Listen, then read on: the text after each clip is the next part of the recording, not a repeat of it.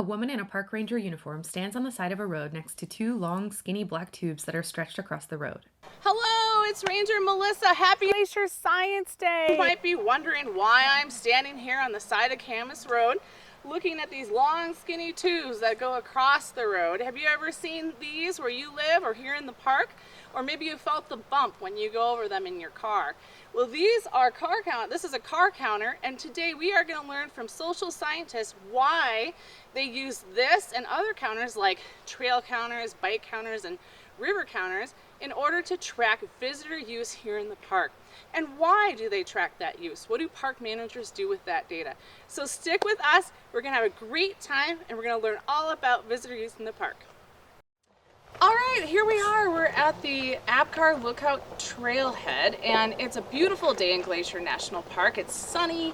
It's going to be a high of 84 degrees Fahrenheit today. Right now we're looking at about 70 degrees, and we're going to learn more about visitor use patterns in the park, what all the trail counters get, what kind of data it gets, and we're going to find out by talking to our special guest, Iree Wheeler, who's from the University of Montana in the College of Forestry and Conservation. And so we're going to head down the trail, we're going to meet up with her and find out all about the social science research being conducted in the park. Let's go! Melissa walks to the trail. Next, she walks up to a woman who is crouched down on the side of the trail, looking at equipment fixed to a tree. Oh, hello! Hey, how are you today? I'm doing well. How are you? Happy Glacier Science Day! Oh my gosh, I want to see what you're doing. Can I put my mask on and get closer? Yeah, of course. Let me put mine on as well. So see this little box right here? This is a little piece of equipment that attaches to this little wand right here, and this wand stretches across the trail. It's got an infrared beam in it. Okay, so I can't see it, but you can't see it. It's invisible. Okay. But it stretches all the way across. And whenever an animal with large amount of body heat walks by it, like a person or a horse or a bear, it counts that as one count. Close-up of Iree's hand holding a device attached to an infrared sensor camouflaged next to some stumps. Melissa jumps back and forth in front of the sensor to demonstrate how it might work. Okay, so right now, 1, 2. Is that going to ring your data? No. Okay, good. That's really cool. And you have other trail counters too, right? I do. This trail right here, this is one of about 21 counters that we have 21. across the park. Okay, cool. Mm-hmm. Awesome. And so they're in different regions, and we put them on some really high use trails, like the popular trails like Hidden Lake and Avalanche that see a lot of people, and then we also put them on lower use trails to get information about how use is changing on those more remote areas. And we're on the Afghan Lookout Trail. Is this kind of what you would say a high use or low use? I'd say this is about a medium use trail. I gotcha. Yeah. Awesome. Okay, great. Iree talks to the camera. I'm conducting social science research here in Glacier, and what social science research is generally is the study of people. Specifically, natural resource social science is looking at how people are using the natural environment, and in this case, how people are using parks. So I'm studying where people are going in Glacier, what trails they're using, what roads they're using. So we've got these trail counters all around Glacier. What we do is get information on which trails are high use, which trails are medium use, and which trails are low use, and different use patterns throughout the season. So in this specific case, we are at a trail where about 10 to 25 people use it an hour. Shot of hikers walking down a narrow, sunny trail. The reason that information is important is because it gives us an idea of what the wear and tear of these trails are, but also the experience that different visitors get when they're on a trail, whether or not they're going to be somewhere where they see a lot of other people or somewhere where they might see no one. And different visitors are looking for different experiences. You might want to be on a trail where you see a lot of people for safety reasons. That might be something that you're looking for. But you might be the kind of person that was trying to find a trail where you don't see anybody. Photo of hikers on a crowded trail, followed by a photo of a hiker alone on a mountainside with no other people around. And so looking at the trends on different trails gives managers a better idea of how people are moving around. It also helps them to make management decisions such as what things they might need to put in the parking lots as far as signs for people or restroom facilities. It tells them where to put more staff. So if there's a lot more people using a trail that they also know there's a lot of bears on, there might be more staff that go there to make sure that visitors are safe. And so all of those different things need to be considered when making park management decisions, and this type of research helps the park to make those management decisions. Melissa and Iree talk on the trail. As Iree talks about high-use trails, photos show crowds and lines of people on trails.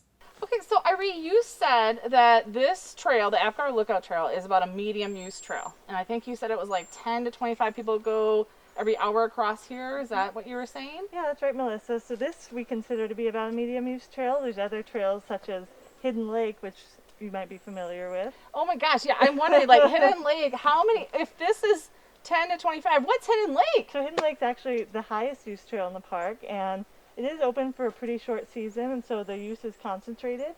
But on a busy day in July, you can see up to 200 people an hour on 200 people an hour. Mm-hmm. Wow, that is a lot. So that is the highest use you said in the park. That's the highest use trail. So that's kind of the high standard that we are using. We also have some other high use trails you might be familiar with, like St. Mary Falls is a very popular one. Yep. And Avalanche Lake Trail. Oh, Avalanche for sure. Those three, you'll see a couple hundred people an hour easily. Okay, that makes sense. But you know, Glacier is a really big park, right? And so there are some areas where you might see nobody all day, or you know, we've got trails where we see one person a day or less. Photo of a backpacker standing alone in a meadow with mountain peaks in the background. No one else is around. Maybe you could whisper those in my ear later. Yeah. You know, this has been really eye-opening for me just to hear about, you know, the different trail use and how many people are using different trails in the park and how you count all that data up and then give it to park management. But I'm just kind of curious. I mean, you know, besides hiking, there are a lot of other things that people do here to recreate, you know, from being on the rivers to, like biking. I don't know. There's fishing. There's other things that people do. So I'm just kind of curious, like, how do you count those different kinds of visitor uses? Is there anything you can show us today that would show that? Yeah, that's a really good question. So we actually have a variety of other types of equipment. Would you like to go see some? I would. Do you want to do it? Let's go. Let's go. Iree kneels by the road, showing the device that records information from tubes stretched across the road. As she talks, a couple cars pass over the tubes. So I'm going to tell you a little bit about this car counter that we have on the Camas Road. So it's this little tin box. It's attached to these tubes right here. It's got all these buttons on it. It also tells us some pretty interesting information about the types of vehicles that are using the road and the direction that they're going. So there's actually all these different settings we can use, and it'll tell us if there is an RV going over, or if there's a bike or a normal two-axled car. It also tells us if people are going away from the park or coming into the park and what time of day they're doing it. Melissa and Iree stand on a bridge over a river. As they talk, people on kayaks and rafts float under the bridge and continue down the river. Okay, so we are at the Quarter Circle Bridge, and you said you had another counter. You said something with river monitoring. Can you explain where we are, and what we're monitoring? Yeah, so as you can see, rivers are another place where people like to recreate in and around Glacier. Yeah. They're very fun to be on, especially in those hot summer months. Definitely. So one way that we keep track of how people are using the area is by putting cameras up on the side of the rivers and then counting how many boats come by, what time of year. Then we actually compare that data with other things like precipitation and water flows to give us an idea of the different patterns of people using the river. Okay. And so we've got this type of equipment, these cameras up in a variety of different places along the Three Forks of the Flathead, but some of them are up against Glacier, and this happens to be one of those sites. Right here. Awesome. Okay, so thank you so much. This is really great, and I can tell we have some fun-loving boaters right behind us. So definitely this is a place that gets used quite a bit, and it is a great place. So I'm glad that we are figuring out what's here. Iree is now in a wooded area looking at a device mounted to a tree. We've looked at road counters, and we've looked at infrared trail counters. The third type of equipment that we use both for bikes on bike paths and on the rivers is this game camera. It's a oval camouflage plastic box that opens up, and there's a screen that we can read, and then when it's closed there's a lens on the outside. So this is the third type of equipment, and this is used in areas where there isn't one type of use. So tubes like the ones that were on the road counter you saw earlier capture wheels going over them, bike or car. The infrared counters capture bodies going by, but trails like this one, which is the Fish Creek bike path, have two types of views. There's often people that bike by, but there's also lots of people that hike. Shot of family riding down the trail on bikes, followed by a shot of a group of people hiking on the same trail. Additionally, there's a fair amount of wildlife that uses this area. Nighttime trail camera photo of a coyote, followed by trail camera photo of a deer. And so using a piece of equipment like this, we can capture a comprehensive view of the types of views that are on this trail. Melissa stands with Iree near the trail camera. So you just told us about how this camera is not only recording people walking by, bikes walking by, but also wildlife that are using this area, just so you can, see how that overlaps. Is that what you're trying to do, or how does that work? Yeah, so understanding the way people are moving on trails is one component, but another important thing is understanding how wildlife are moving in those same areas. Trail camera photo of a bobcat walking through the forest, followed by nighttime trail cam photo of a deer with antlers. So both how they're overlapping or how they're not overlapping, how wildlife is using a trail maybe at a different time of day than people are using it. So we've got this camera and we're collecting wildlife data. We're not the only ones collecting wildlife data, so we collect a lot of use on trails and on roads. There's also wildlife folks that we work together with, biologists who study more intricate wildlife patterns. Clip of a mother deer with two fawns running along a road, followed by close-up trail cam photo of a mountain lion. And so we work together with them to understand if there's a lot of people on a trail, what does that mean for the large amount of bears that are in the area, or the large amount of goats that are using that area. Right. Photo of a grizzly bear sow with two little cubs, then a photo of a crowded boardwalk in an alpine meadow with people very close to a mountain goat.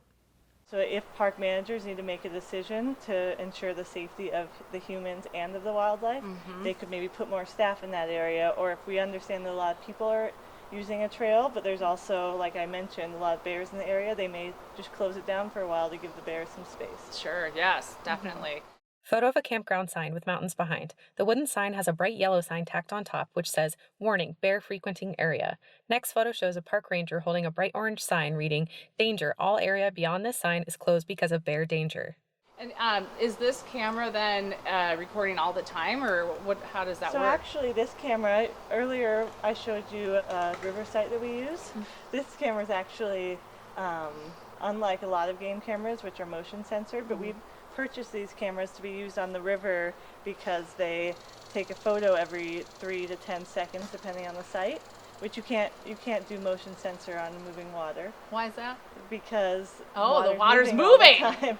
Yes, that makes sense. Okay. So we use these cameras originally just on the river, and so they take a photo every 3 seconds, which we then play into a stop motion movie. As Iree explains stop motion videos, 2 videos are played, one of river rafters, one of bicyclists on a trail, then a still image of a lynx taken by a trail camera.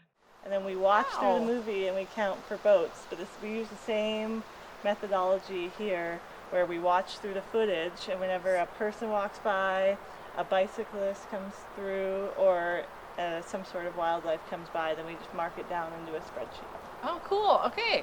Well, I have learned a ton today about the social science that you are conducting, the data that's collected, how it's then used by park managers to make decisions that really affect all of us, staff, volunteers, and visitors, and how we use this park and manage it, not just for people, but also for wildlife. So thank you, Iree, so much for joining us for Glacier Science Day. I really appreciate it, and I'm excited for next Glacier Science Day. Look for the beginning of September. We have an exciting Glacier Science video with Brent Rowley and other archaeologists from the park who are going to show us some pretty amazing things. So stay tuned for that, and let's say goodbye to everyone. Have a happy Glacier Science Day.